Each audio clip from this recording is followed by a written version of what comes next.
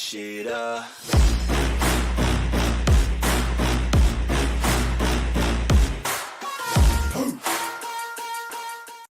What is your profession? Yung mga kinukunan ko ng statement dyan na hindi lang isang beses, marami po. Kaya kung tatanungin niyo po ako kung sino yung mga nakalagay doon, hindi ko po tatandaan kasi kinakailangan ko yung dokumento. Kagaya po niyan. Sandali. Sir, so you confirm na yung papel na yon na nagkakalat na sa social media, yung dalawa, yung pre-operation report at saka yung authority to conduct operation, Naloko na. are they authentic documents? There are no such documents, Your Honor. There are no such documents. Yes, Your Honor. So ngayon, na nandyan ngayon, so deny mo yan na hindi yan dokumento ng PDEA. Yes, Your Honor. Your Honor, Yes. ganito sir, Your Honor, ako naiintindihan ko si General Lasso Kasi, yung mga nai-involve dun sa dokumentong yun, yun yung appointing authority na nagtiwala sa kanya para dyan sa kanyang, hinahawakan posisyon sa PDEA. Sa akin, wala pong unang-una, kamatayan po ang matatamo ko rito. Wala akong mapapala. Ang concern ko lang po dito bilang dating alagad ng batas, lumabas na sa publiko ito. Sampal po ito sa mga tulad nating alagad ng batas. Ano ang gagawin natin? Magtatanga-tangahan na lang po ba tayo, Your Honor? Dito sa mga information na nalathala doon sa publiko. Magwawalang bahala po ba tayo? Ang tanong ko papaano yung mandatong pinagkaloob ng Comprehensive Dangerous Drugs Act, lalo na dito sa butihing Director General ng PDEA, ano ang gagawin natin? Kagaya niyan, may nilabas na naman si Maharlika. Yung sinasabing 2 minutes lang yung kinandak na drug test result. Wala ho bang authority ang PDEA na mag-issue ng subpoena duces tecum ad testificandum against dun sa doktor at dun sa medical technologies, ganun din dun sa drug testing facility. Sana pinagpapaliwanag, hindi dapat Siguro, it's unfair din to accuse General Lasso dahil he was not the director at the time. Sino bang director ng time na yon? No, sir, Your Honor, hindi po natin, lilinawin ko, hindi ko ina-accuse si General Lasso. Ang inaano ko lang po is yung mandato. Pwede naman po siyang mag-utos, mag-conduct ng confidential investigation, magpatawag ng investigation sa PDEA, katulad ng ginagawa sa mga ordinaryong tao. Kung meron tayong mga suspected na drug offenders, hindi ba nagkakandak tayo ng confidential investigation o investigation? Hindi po ba? Bakit hindi natin ipatupad ng tama, ng equal itong batas? Kaya nga kaya po ako talaga nagsikap ako na makarating dito at sumulat sa inyo upang magkaroon tayo ng sapat na batas. Kasi kung titignan ninyo, itong problema natin na minumulto ang ating Pangulo, hindi po sana darating dito sa sitwasyon na makakaladkad ang pangalan ng Pangulong Marcos kung ginagawa lamang ng PDEA yung kanyang mandato. Kung ito nagpatawag kagad na investigasyon, halika, ano yung sinasabi mo? Halika, dito tayo, umupo tayo, titipahin ko yan. Ano yung sinasabi mo? Ilabas mo yung ebidensya mo. Sana ganun Okay. Balik tayo doon sa mga papel. Yun lang natin gustong malaman kung talaga totoo You confirm na papel mo yun? Ikaw nagpirma nun? Yes, Your Honor. Ako yun po yung in accordance with PDEA Manual of Operation. Yun po yung usual na ginagawa namin. Alam niyo po, nakakaawa nga yung mga dati kong kasamahan dyan. Dahil under duress sila. Kinuha sila, pinapunta ng opisina at pinag-execute ng affidavit. Bakit? Para lang i-refute, para i-deny yung mga nangyari noong 2012. Ano yun? Hindi ba dapat alamin natin kung ano yung katotohanan sa likod na yun? Yung address ni Maricel Soriano po, Your Honor.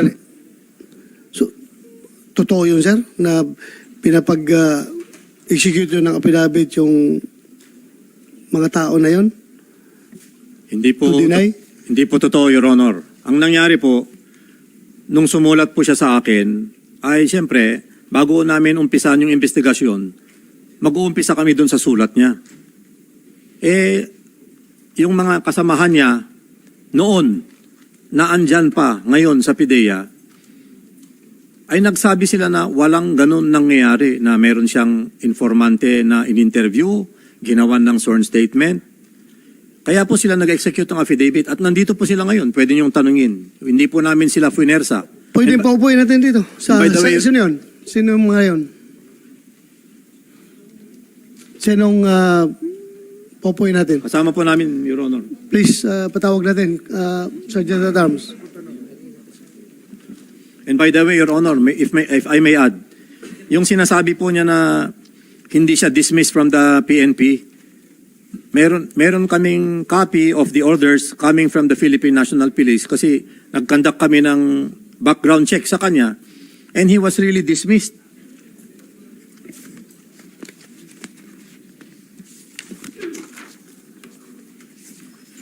Special Orders number 3106 dated November 19, 2008 na appoint po siya 2019. Confirmation of dropping from rules.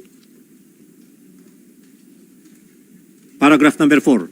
Dropping from the rules effective August 28, 2008 of PO1 Jonathan A. Morales 008519 PNP SPD Southern Police District as published in SO number 808346 HSPD dated October 24, 2008 is hereby confirmed.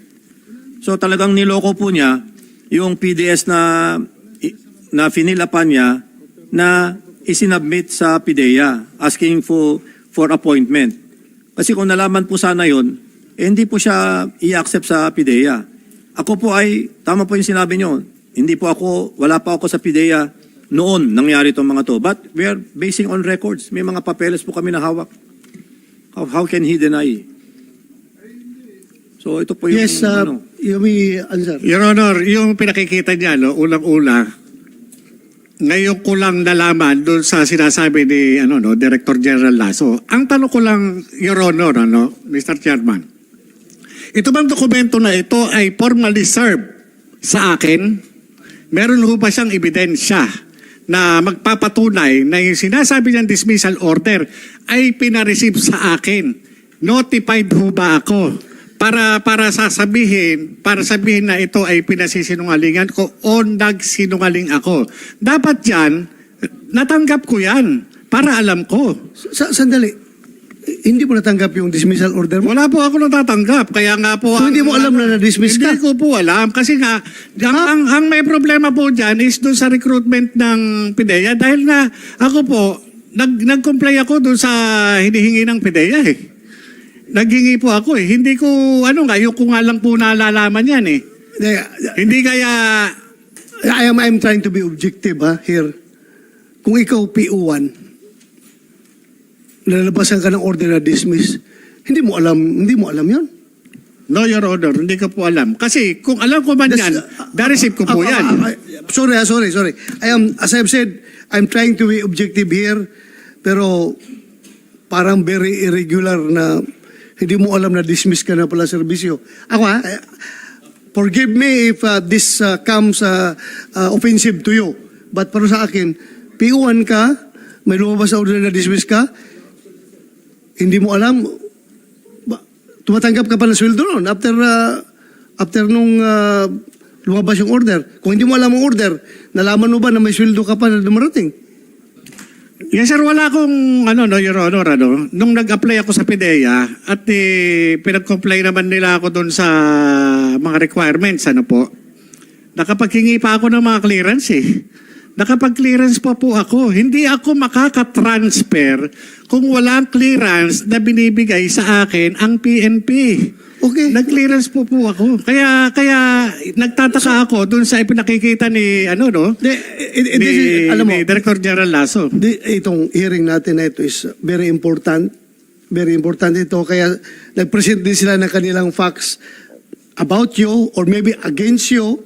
Dahil nga, gusto lang nila to set the record straight. No problem with that. pinapakinggan ng committee na ito. Pero ang atin talagang pinaka-main objective dito is malaman kung totoo yung dalawang papel na nag-circulate. So sabi nila hindi totoo, sabi mo totoo. Kino-confirm mo na totoo yung papel na yon. Totoo po. At kung ito ay totoo, may sinabi ang PDEA, sir, this is not in your formis, sabi mo, sa Yes, Your Honor.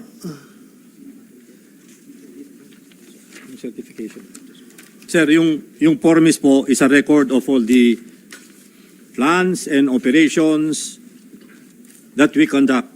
Ito po ay hinahawakan. It is called the PIDEA Operational Reports and Monitoring Information System. So, kailan ito nag-start, itong system na ito? Anong year? 2014. So, yung kaso mo, yung... Yes, Your Honor, 2012, wala pa pong ganyan noon. Formis, wala pa yan noon. Opo, hindi ano yan eh. Yung sinasabi lang formis, yung ano, wala na ho ako doon eh.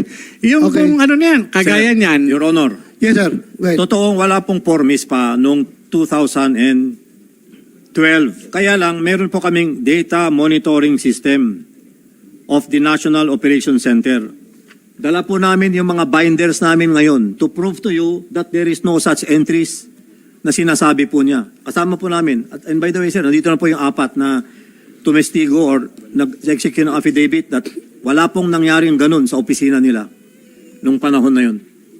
Sino yung apat? Sorry, sir, correction. 8 po sila. 8. Ah, Kayong apat? Yes. There are Walo. 8 of them, So, sir. kayong apat muna. Wala pa yung apat dito. Kilala nyo si former PDEA agent Jonathan Morales? Kasama ninyo noon? So, according to your director, nag-execute kayo ng affidavit na walang nangyaring ganong insidente nung araw na yon. Totoo yun? Jonathan Morales, kilala mo itong apat na PDEA agents? Your Honor, ako po ay naiintindihan ko po yung kanilang pinanggagalingan at yung kanilang sitwasyon ngayon. Kasi kung sila magsasabi ng totoo, kapalit po yun ng kanilang karir at serbisyo, pagkain po sa kanilang mesa. Naranasan ko po yan nung magsabi ako ng totoo. Ito pong hawak ko na pinagsamang sinumpaang reklamo na inadminister mismo ni Director Hil Pabilona na isang abogado. Kaharap niya yung 2 pang ahenteng kasama ko. Inirereklamo namin yung irregularidad dati sa PIDEA. Pero ano nangyari noong panahon niya? Binaliwala nila ito. Binaliwala nila. Matagal nang nangyayari sa PIDEA. Kapag ka ikaw, kumalabang ka sa sistema, sigurado malayo mararating mo outside PIDEA. Magiging sibilyan ka. Ako naiintindihan ko yung pinanggalingan nito mga kasama ko na ito. Hindi ko po sila masisisi dahil ang mawawala sa kanila yung pagkain sa mesa ng kanilang pamilya. Naranasan ko po yan eh. Naranasan ko po yan. Okay. Sige. Kayong apat, nandun kayo nung araw na yun, yung 12? Wala. So how can you testify na wala palang kayo doon? Nung araw na supposedly in-entertain niya yung deponent doon sa headquarters ninyo. Sir, wala po ako that day. Wala ka doon. Ikaw. Wala ka doon. Wala po, sir. Wala lang. Ikaw. Walang nangyaring ganun. Ikaw. If Wala I ka? may, Your Honor, March 10 is a Saturday. Ha? If I may, Your Honor, March 10 is a Saturday, 11 is Sunday. Regardless, ang tanong ko kung nandun kayo, hindi. We were Wala. not in the office on Oh, so you were those not there? days. Yes, sir. So how can you testify na walang nangyaring ganon? Sir, sa statement po ni Kuya Jonats, ang sabi po kasi niya doon is, alam po ng buong compound ng PDEA kung ano yung nangyayari doon that day. And he could have been talking possibly before April 10, baka April 9, ay March 9. Kasi po sa pre-ops niya was dated March 10, which is, 11. March 11, which is a Sunday. Pero yung sabi po niya na alam po namin lahat at na-witness po ng mga kasama sa opisina na may taong pumunta doon at na-interview po niya, hindi po yun totoo, hindi po namin alam yun. Yun po yung nandun po sa statement namin, sir. So, safe statement lang yon na wala kayo doon. Hindi yan totoo dahil wala kayo doon. Pinapasinungalingan po namin yung statement na alam po ng buong compound ng PDEA yung nangyayari doon. So, what do you mean by alam na buong compound? Sinong mga ibang nakakaalam doon nung sinabi mo? Jonathan? Your Honor, no, yung representation ng yung kung sasabihin ng ng mga kasama ko na apat sila, yung buong compound yung kumbaga sa yung sinasabi nila ngayon inconsistent po, Your Honor, kasi Ganito na lang, mag-identify ka kung sino yung matagal mo itong kilala mga kasamaan mo. Mag-identify ka Your kung Honor. sinong nandun. Doon sa sworn statement, doon sa kinuha kong sworn statement, na andon po yung pangalan kung sino po yung naka-witness during nung taking ng sworn statement. As far as Yung sinasabi ko po sa inyo, normal na course na ginagawa ko kapag tumitipa ako ng sinumpaang salaysay, kapag yung nakaharap na andon, nilalagay ko po yung pangalan. Kaya nga, at Opo. in this particular instance, ma-remember mo kung sinong agent kaharap mo na Your sinabi Honor, mo doon? sa tagal po ng panahon, humigit ko lang sa 10 taon na po, hindi ko po ako makapagsalita kung sino po yung nandoon. Kasi kagaya po ng sinasabi nila, wala sila sa ganito. Yung pong trabaho namin sa PDEA, wala pong Sabado o Linggo. Kapag dumating ang informant, yun po yung ine-entertain po namin yan. Kung kailangan trabaho o kung ano, ganun po yun sa amin. Wala pong Sabado at Linggo. Ngayon, naintindihan ko po yung kanilang sitwasyon kung sila ay naandito ngayon sa harapan dahil nga sa impluensya o clout ng Director General para lamang tumayo against sa akin. Unfair din dito sa apat na ito dahil yung impression mo, yung personal mo lang yun. Opo. Unfair din sa kanila kung sabihin mo na napilitan silang nag-execute ng affidavit na yung affidavit naman nila is regardless kung sinong andyan, basta importante, totoo yung sinasabi nila. Yaman lang sa atin, di ba? Magkakuhan ka ng affidavit mo, yung alam mo lang na totoo. So yun, wag ka kagad mag-jump into conclusion na under the jury sila ng director. Alam natin yan, pwede silang i-influence, pero ito naman sila may sariling decision din May sariling decision. Kahit kahit na i-influence ako ng chief PNP ko, kung pagdating dyan sa affidavit, that might cost myself. So, kailangan rin maniguro ako. So, yun lang. Ikaw, in-insist mo na totoo talaga yung dalawang papel na yon. Yes, Your Okay? Honor. Okay. Yes, Your Honor. So, after that, anong nangyari? Bakit hanggang doon lang? Hindi nga po natuloy. Yung sinasabi po kanina ni Director General Lasso, na wala doon sa kanilang compilation, hindi nga po natuloy itong operation na ito. Hindi natuloy. Hindi sa hindi naman kumbaga sa may mga operation talaga kami na hindi natutuloy. Kagaya niyan nung panahon na yon, yung Deputy Director General na si Asik Gadapan, siya po yung pumipigil doon sa operation. Siya po yung pumigil. Later on po. Sige, continue. Later on po, bago po ako pumunta ng ILEA noong 2012, nung nagkaroon ako ng pagkakataon na makapag-usap sa kanya, nung binanggit ko uli sa kanya, yung trabaho na yon, sinabi po niya na wag nyo nang tuloy kasi merong utos sa taas, sa Malacanang. Sinong nag-utos? May binanggit siya? Allegedly po, si Executive Secretary Paquito Ochoa, yun po yung sinabi niya sa akin na yun yung nagpa-ano sa kanya. Kumisek, take note, you invite the next, in the next hearing, former Executive Secretary Ochoa, Paquito Ochoa. Tapos, Yun po, yun Your Honor. Kaya yung hindi pagkakatuloy nung operation na yun, hindi ko naman po, wala po sa control ko eh. Pag sinabi po ng DDGO na hindi pwede, hindi pwede. Hindi lang po isang beses nangyari sa amin yun. kilala mo ba si the late Deputy Director General for Operation Carlos Gadapan? Kilala mo? Opo, siya po yung Deputy Director General for Operation namin, Asik Kadapan. Yeah, hindi niya siya makasagot ngayon dahil patay na siya, di ba? Pumanaw na siya. Hindi ko po sa sakit na cancer. alam. Ganito na lang, in his memory. Pero, sinabi mo, may pressure galing from... Allegedly po, yun po yung sabi niya. No? Sabi niya, wag niyo nang ipilit at ni IES yan. IES Ochoa. Okay.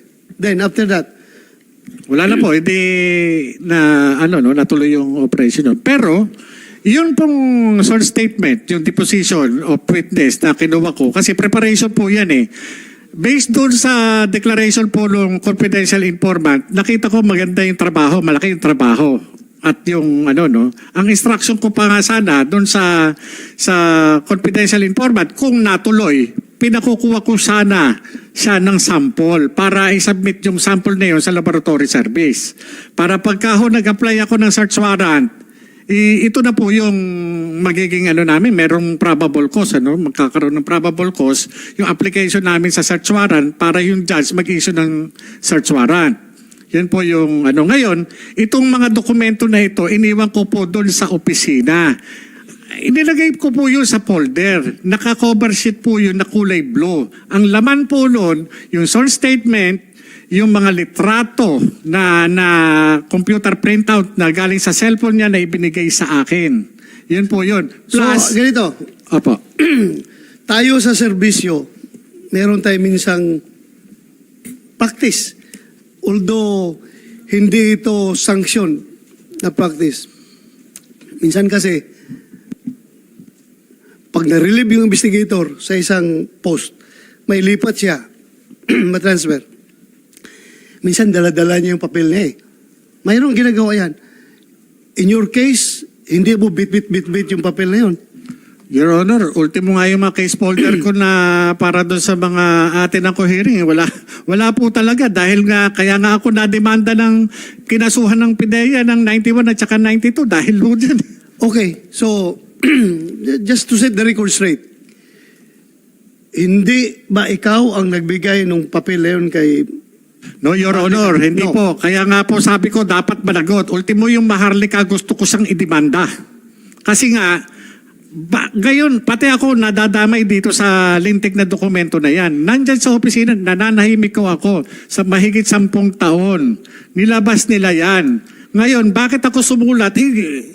Teka muna, wala akong kinalaman dyan. Sumulat po ako kay Director General Lasso. Talagang sinabi ko po sa kanya, magmula nung sabihan po ako, nung April 2, nanlamig po ako talaga nung makita ko. Kaya, ang ko dun sa sa pamilya ko na ang pasya po namin, mag-anak, ipaalam sa PIDEA. Ito po yung sulat, Sinulatan ko po si General Lasso. Bakit po And you susulatan also si General Lasso? furnish a copy to my office. Yes, yung sir. sulat mo kay General Lasso. Pati po yung office of the Ang President. problema lang, ito late lang namin natanggap, late lang dumating sa aking attention dahil nga naka-break ang Senado nung time na yan. So, totoo yan. I confirm, nakarating yan sa opisina ko pero late lang nabigyan ng attention dahil naka-break ang buong Senado at that time. So, General Lasso, sir, Yeah, mayroon siyang sinabi na hindi siya ang source ng papel na yan. At kung narinig ko yung sinabi rin ni Maharlika na ang source nito ay pinadala lang sa kanya sa email at pwedeng insider ng PDEA. So in that case, kung maging totoo man yun, you are treading on a very delicate ground na may kasamahan ka dyan na ahas talaga, kung tutusin. Ahas. Bakit niya nilik yung papel na yan? Kung totoo na meron, ha? Kung totoo meron. So, ikaw, dinay mo na wala talaga. Yes, Your Honor. Wala pong papel na ganyan. Ito po ang proseso sa isang ahensya gaya ng PDEA. Ipagpalagay na lang natin na nangyari po yung interview nung March 10. Ang sabi niya kasi dito, that the undersigned was the one who personally interviewed the said confidential informant on March 10, 2012 at the IIS office in front of some IIS personnel. Kaya po nandito sila ngayon who were present at that time. And the said interview was reduced to a sworn statement. Anyway, kung may nangyari po sanang ganun, ay as sinabi niya kanina, kinumpile niya in a folder with the confidential na cover sheet. Hindi po yan po pwedeng dumiretso kaagad sa Deputy Director General for Operations. Dadaan po muna yan dun sa team leader niya. Because at that time, he was just an assistant chief. Andito po ngayon yung chief niya noon, panahon na yon, si Director Francia. Nasaan si Francia? Is it the back, sir? Puka. Na ito sir dapat yung chain of custody ng documents na yon, from him to his team leader, from the team leader to, at that time it was Director La Chica, then it reaches the DDGO. So ang daming pagpapasahan sir ng papel. Bakit nawawala? Talagang mawawala kasi wala naman talagang ganun dokumento kasi. So kayong sinasabi niyo sir na delikado kapag may naglilik na ganyan. Sigurado po kami walang dokumentong ganyan. Your Honor. Hirap nito. Dali ha. Sige. Your Honor. Yung pong sinasabi ni Director General Lasso, maganda po yun. Pero nung time nung mistanin nyo ni Asik Gadapan, hindi po ganun. Hindi po ganun. Alam po yan ng mga kasamahan ko. Pagka sinabi niya, kayo IIS kayo. Hindi kayo dapat nag-ooperate. Hindi kayo dapat nanguhuli. Ngayon, So that time, ikaw IIS. Apo, IIS. Nasa IIS Nasa ka. IIS po. Team leader mo si... Bali, Francia. ang that time, division chief ko, si Director Francia. Ako po Sa yung anong division? IIS po. IIS. Sa investigation po kami. Ngayon, kagaya niyan, sige po, antayin ko lang po yung sagot ni Director Francia patungkol dito. Kasi sa akin, meron din akong reservation So, patungkol dito sa kaso na to. Sandali ha. Being What is your profession?